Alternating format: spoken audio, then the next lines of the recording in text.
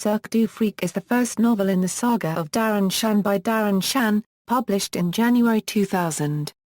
The story begins with Darren Shan and his best friend Steve Leopard Leonard, who visit an illegal freak show, where an encounter with a vampire and a deadly spider forces them to make life-changing choices. A feature film adaptation of the novel, directed by Paul Weitz and starring Chris Massoglia, John C. Reilly, Ken Watanabe, Josh Hutcherson and Willem Dafoe, was released on October 23, 2009. Plot: it starts with Darren Shan narrating, saying he was always fascinated by spiders. When he was young, he used to bring spiders from the garden and let them loose in his house, and at the age of 9, he received the greatest gift of his life, a small tarantula. However, the joy of that gift was crushed when he, after watching a cartoon, killed the spider with a vacuum cleaner. As the book unfolds, the reader finds out that the story is true.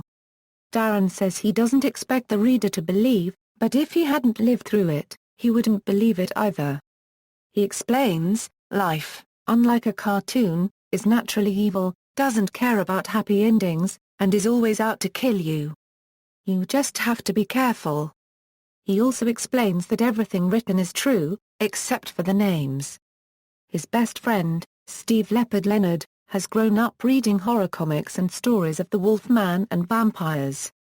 One day, their other friend Alan comes across a flyer advertising the Cirque du Freak, and eagerly shows it to Darren, Steve, and Tommy. All the boys wanted to go. Each flyer could only get 2 tickets, however, so they play a game of chance to see who will go with Steve. During Darren's turn, he hears a voice inside his mind telling him to close his eyes and grasp.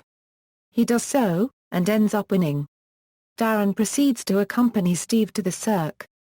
Darren and Steve are mesmerized by the fantastic and disturbing show, especially by the act of the mysterious Mr. Crepsley and his giant spider, Madame Octa. Mr. Crepsley's act consists of him letting the highly poisonous spider out of her cage and controlling her actions via telepathic communication, using a small flute to focus his thoughts. One bite from Madame Octa will kill a human being after several days. After the show is over, Darren sneaks backstage, having been completely fascinated by Madame Octa. His plan was to steal her, leaving a note for Mr. Crepsley that told him he was stealing his spider, and if Crepsley came looking for him, he would tell everyone about Mr. Crepsley's true identity, Hutcherson, the vampire.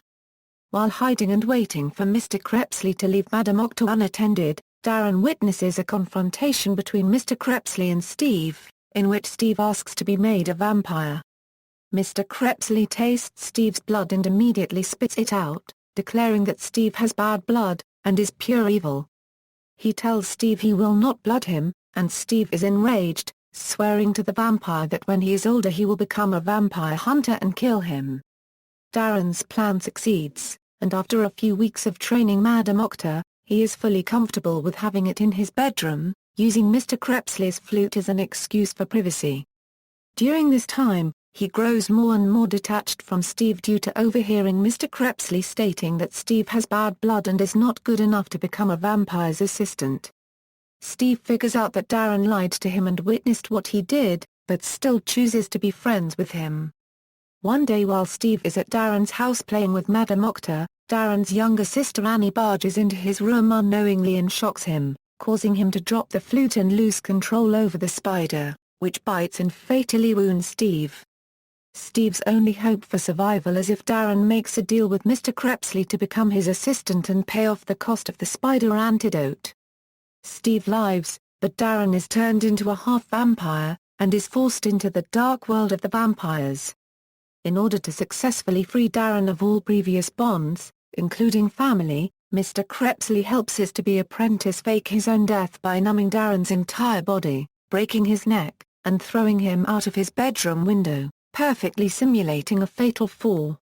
During an open casket funeral, Steve recognizes the small hidden scars on Darren's fingertips, the marks left behind when Mr. Crepsley transformed him into a half-vampire, and starts cursing at Darren, telling him to stop faking and wake up. Following the events of Darren's funeral, Mr. Crepsley returns and digs Darren up. Unbeknownst to Crepsley, Steve tries to kill Darren, but fails, instead swearing revenge on Darren for stealing his rightful place of being Mr. Krebsley's vampire assistant and betraying him. Steve cuts a swastika into the palm of his own hand, and swears on it, saying that the scar left behind will always be a reminder of Darren and Mr. Krebsley's betrayal. References